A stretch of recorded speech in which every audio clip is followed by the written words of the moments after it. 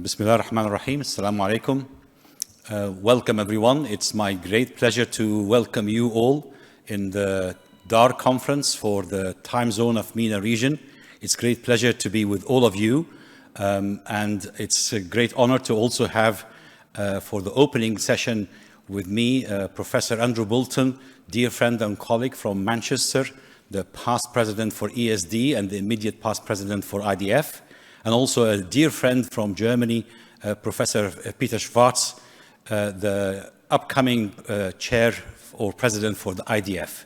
So we now open the conference, and I'll give me the pleasure to show you the video that's been sent by Professor Andrew Bolton for the conference. Hello everybody, and welcome to the opening ceremony of this Congress of Diabetes and Ramadan. My name is Andrew Bolton, immediate past president of International Diabetes Federation and past president of EASD European Association as well. It was my pleasure and honor to be at the first meeting of the DAR group, which was held in the city where I work, Manchester, UK, indeed at the Muslim Heritage Centre in Manchester, just 2 miles from the hospital where I work. And there I was with many friends, including Mohammed Hassanein, who has been a leader in this operation for many years, along with also from Dubai, Abdul Razaz Al-Madani, Abdullah and Munira from Kuwait, from Ines Shaltar from Cairo, Riaz Malik now from Doha, and Wasim Hanif from UK, as well as many other friends. And how this has grown over the last 11 years, with many sets of guidelines having been published, which are internationally recognized, and the Alliance is doing so well. I'm sure you're going to have a great meeting because you've got really top-rate speakers over the next day or two, and you'll have a chance, of course, for discussion.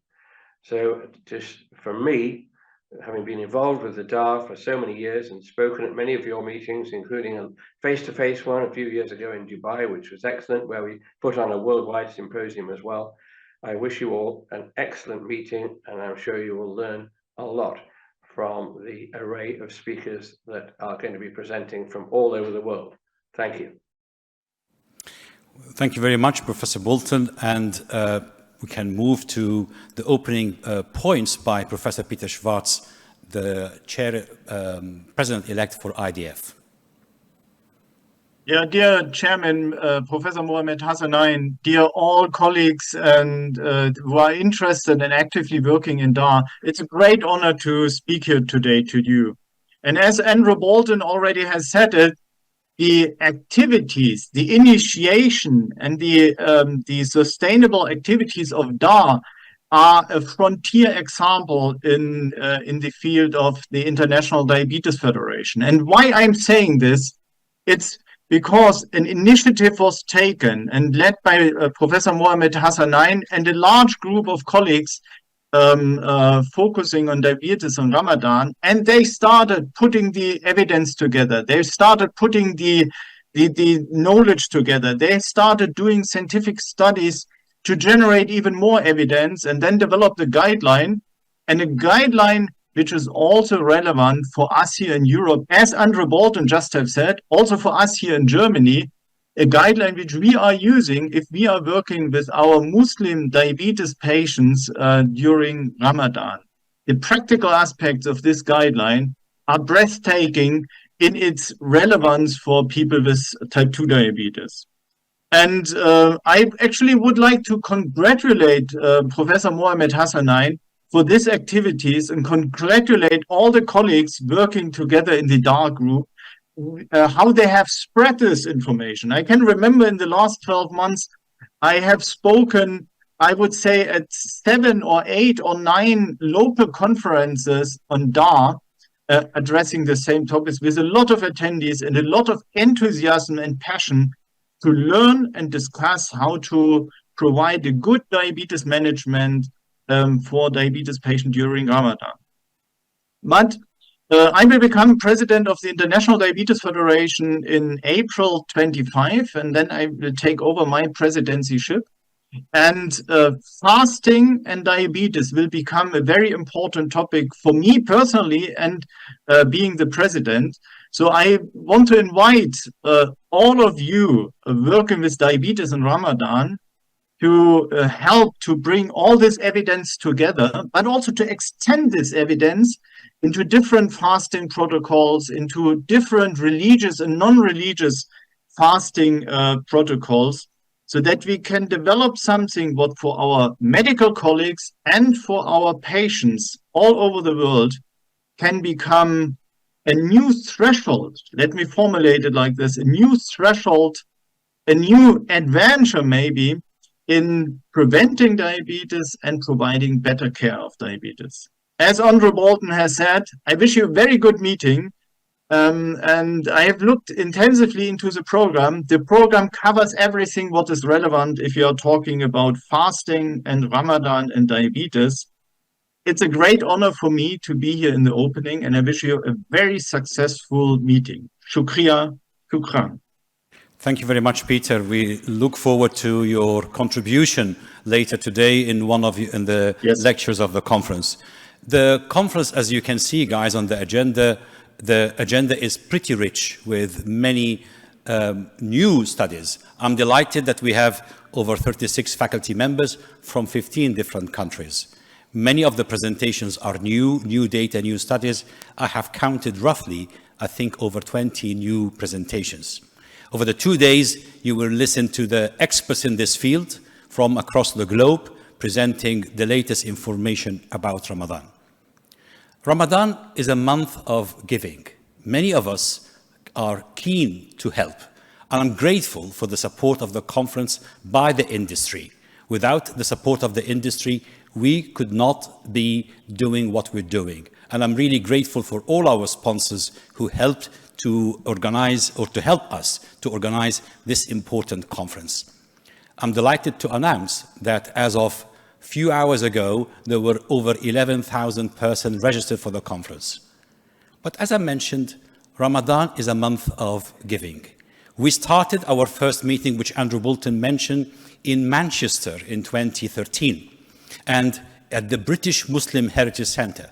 This is a centre marking the giving also, because the center is built with the efforts of Saudi and UAE, among other people donating to have this British Muslim Heritage Center in Manchester. The photo shows many of you, as well as many of other colleagues who are not with us today. Giving in Ramadan is the habit of every single Muslim. I put this photo of this man who has been for many years preparing fruits for iftar for people crossing the roads. And you have been giving. Giving your research, giving your time, giving your efforts as volunteers from across the globe. As part of DAR. DAR is a voluntary organization without an office, without bank's account, or without donors. You, as the researcher and the volunteers.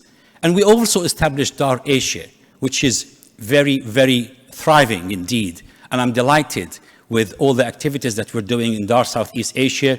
The photos that you see here is from the latest Train the Trainer workshop a month ago in Kuala Lumpur.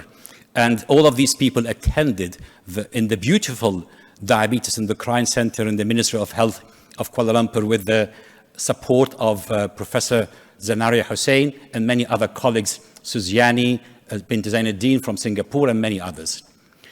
Africa has been on the line as well, and the activities has been ongoing. Regional meetings for Africa, and the photos that you're seeing as well are from the latest Train the Trainer workshop in Nairobi, hosted by our friends from the Kenyan Diabetes Society from Nairobi and from many other African countries, all volunteering their time and efforts to run workshops and educational activities so that Muslims in Africa are also getting the right knowledge and getting the right information. The Francophone countries, whether in the North Africa or whether in the Western Africa, or indeed even in Europe, French-speaking countries. I cannot forget the effort of Lene Climbrel from Paris, a colleague and friend who supported DAR from day one, as well as many, many other colleagues from the North Africa countries, as well as French-speaking Africa countries. The workshop will be in February, sorry for this, And I look forward to meeting many friends then. Now, work in Ramadan cannot be without the strong effort of my friends in Pakistan, Yaqub Ahmadani, Professor Yaqub Ahmadani and his colleagues with BIDA organization, and they had the conference just under a week ago, 6 days ago. Excellent efforts and always very supportive for the DAR cause. UK, South Asian Health Foundation, the input of Wasim Hanif and Kamlesh, as many other colleagues, where we have been doing the Ramadan fasting conference, as well as workshops on an annual basis for the last 7 or 8 years now, and hopefully this will extend. I'm delighted that the ADA, who were the first organization to support the Ramadan guidelines in 2005 and 2010, have been keen on Ramadan activities with webinars, as well as an invitation for the conference presentation. And indeed, we contributed to one of the chapters of the Standards of Care of Diabetes, published by them just a few weeks ago. And indeed, in the practical recommendation, practical workshop in 2 weeks, there will be a session on fasting as well. The WHO has been also keen to collaborate, and we have done a number of activities, and I'm also delighted with the support and the activity that we did with the Palestinian authorities in Jerusalem earlier in summer of this year, where we had a presentation on diabetes and Ramadan. I do recall my very good friend Riaz Malik in Manchester reminding us that we all need to work a lot harder for different research. Many years back, the research in Ramadan was very primitive. But with the efforts of all of you, we have now come to much more clearer picture. Certainly not complete yet. Certainly lots of steps need to be done. And this publication from colleagues published just a year ago shows, or maybe a year and a half as we are in 2024 now, the centers that we all belong to, whether in Saudi, in Tehran, in UAE, in UK, in Cairo, in Pakistan, that have contributed to many of these publications and many of these important citations. So with this, I thank you all, thank the faculty, thank the sponsors, and indeed thank the attendees for all their efforts. And we move on to our first session of the conference. And I hand over to my friends and colleagues for the first session. Thank you.